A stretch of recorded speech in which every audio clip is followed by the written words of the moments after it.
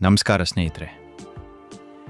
ಇವತ್ತು ನಾವು ಕೇವಲ ಒಂದು ನಗರದ ಬಗ್ಗೆ ಮಾತಾಡ್ತಿಲ್ಲ, ಬದಲಾಗಿ ಒಂದು ಮಲಗಿರುವ ಆರ್ಥಿಕ ದೈತ್ಯನ ಬಗ್ಗೆ ಮಾತಾಡ್ತಿದ್ದೇವೆ.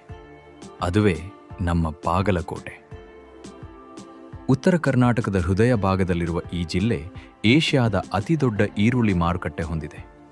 ವಿಶ್ವವಿಖ್ಯಾತ ಇಳಕಲ್ ಸೀರೆ ನೀರಿದೆ ಮತ್ತು ಭಾರತದ ಸಿಮೆಂಟ್ ಅಗತ್ಯದ ಬಹುದೊಡ್ಡ ಪಾಲನ್ನು ಪೂರೈಸುತ್ತಿದೆ.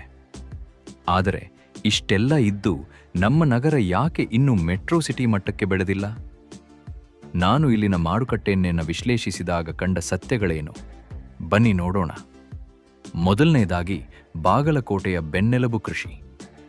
ಕಲಾದಗಿ ಅಂದ ತಕ್ಷಣ ನಮಗೆ ನೆನಪಾಗೋದು ಅಲ್ಲಿನ ಸವಿಯಾದ ಸಪೋಟ, ದಾಳಿಂಬೆ ಮತ್ತು ದ್ರಾಕ್ಷಿ. ಅಂಕಿಅಂಶ: ನಮ್ಮ ಜಿಲ್ಲೆಯಲ್ಲಿ ವರ್ಷಕ್ಕೆ 3,500 ಕೋಟಿ ರೂಪಾಯಿಗೂ ಅಧಿಕ ಕೃಷಿ ವಹಿವಾಟು ನಡೆಯುತ್ತೆ. ಆದರೆ ದುರಂತ ಅಂದರೆ ಸರಿಯಾದ ಕೋಲ್ಡ್ ಸ್ಟೋರೇಜ್ ಮತ್ತು ಸಂಸ್ಕರಣಾ ಘಟಕಗಳಿಲ್ಲದೆ 30% ಬೆಳೆ ಮಾರುಕಟ್ಟೆ ತಲುಪೋ ಮೊದಲೇ ಕೊಳೆತು ಹೋಗ್ತಿದೆ.